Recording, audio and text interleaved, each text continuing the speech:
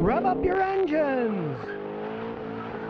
Welcome to my Thursday video, where I answer a viewer's question with an entire video. And today's question comes from John. And John asks, hey, I was looking at Volvos the other day, and I noticed the one being sold here in the United States was made in China. What's up with that? Yes, well, that's true. Here's the history of Volvo to explain what's happened to Volvo. Now, Volvo started making cars in Sweden in 1927, and they made simple, reliable cars. In the 1960s, an aunt of mine had a P1800, those cute little sports cars, and she got 1,000,000 miles out of hers. It had carburetors on it, it was simple, they were very reliable, very simple cars. A lot of people liked them, they were kind of a niche car. And the Swedes had a very good system for building the cars. Most of the people in the factory were trained to do all the different parts. So rather than put bolts on the wheel their entire life and being bored out of their mind, they do one part of the car for a while, and then the next month they do another part. So they had a happy labor force that was really motivated, and they made really good simple cars. But then in 1985 they started designing and making front-wheel drive cars. Before this, they were all simple rear-wheel drive cars like a Model T Ford.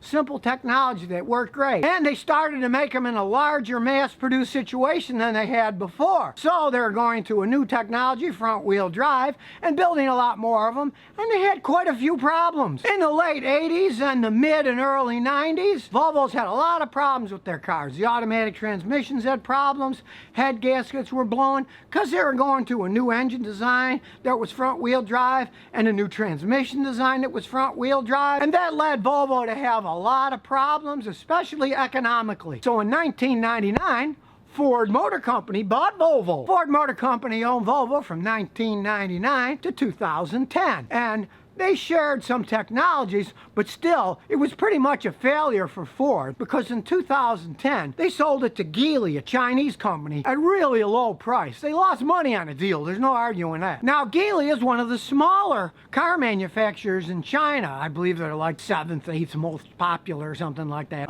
They decided to take a chance and buy Volvo. So today, there's 3 factories in China that build Volvos, but only 1 factory in Sweden that builds Volvos. And there's also an assembly plant in South Carolina that builds Volvo. They don't do it from scratch, they put them together. That's why it's called an assembly plant. And I find that kind of amusing, because years ago I bought this Husqvarna chainsaw thinking, oh, the Swedes really know how to make chainsaws, only to find out when I did the fine print and did a little research, this chainsaw wasn't made in Sweden, it was made in South Carolina. So I guess the Swedes, or today the Chinese, have a thing for either southern women or a warmer climate than where they come from in Sweden. Now, I do have to say, this Husqvarna that I bought that was made in South Carolina has worked perfectly fine for years. I've had no problems with it at all. And if anything, the quality that I've seen in the Volvos that are made in China is the same or maybe even a little better than the stuff that they were making in Sweden. But the Geely company that owns Volvo, they're doing big changes at Volvo. They are stressing the manufacture of 3- and 4-cylinder gasoline and diesel engines and dropping the larger engine sizes. And they recently announced that Volvo, as of 2019, are only going to be producing full electric vehicles or hybrid electric vehicles like a Toyota Prius. So take that into consideration.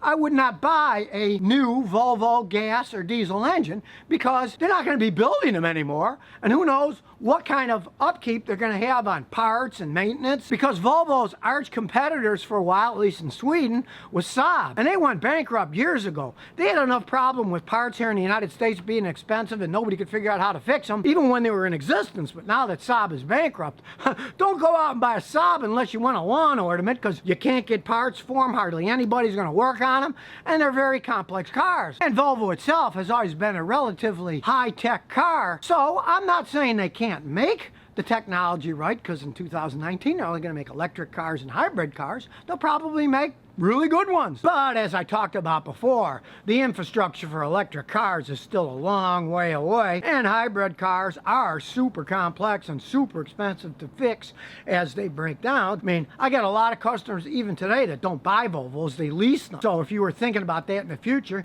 maybe you would lease an electric or hybrid Volvo car, and then you wouldn't have any long-term commitments for expensive repairs as they age. Because throughout their history, Volvos have been pretty reliable cars, certainly for the first 10 years or 100,000 miles of ownership. So if you're leasing an electric or hybrid car and it doesn't break while you're leasing it, what do you care? And realize that the factories that are making Volvos in China are very new factories. You know, they built them in just the past few years, and they're really high tech. Their main problem is finding good labor for them, because the robots build most of it, so most of their labor have to be trained engineers that can fix the robots and maintain them while they're doing a 365 days a year, 24 hours a day building of the cars. There's no downtime with the machines, but even the machines that build the machines are going to break down and need reprogramming as time goes on. So now you know, Volvos are made in China. And since this is the Thursday segment where I answer a viewer's question, place your own question on the YouTube comments below, and I'll pick the best ones to make a single video to answer your questions. And where else can you find a guy with 50 years experience of fixing cars to answer your own question with a video? So if you never want to miss another one of my new car repair videos, remember to ring that bell.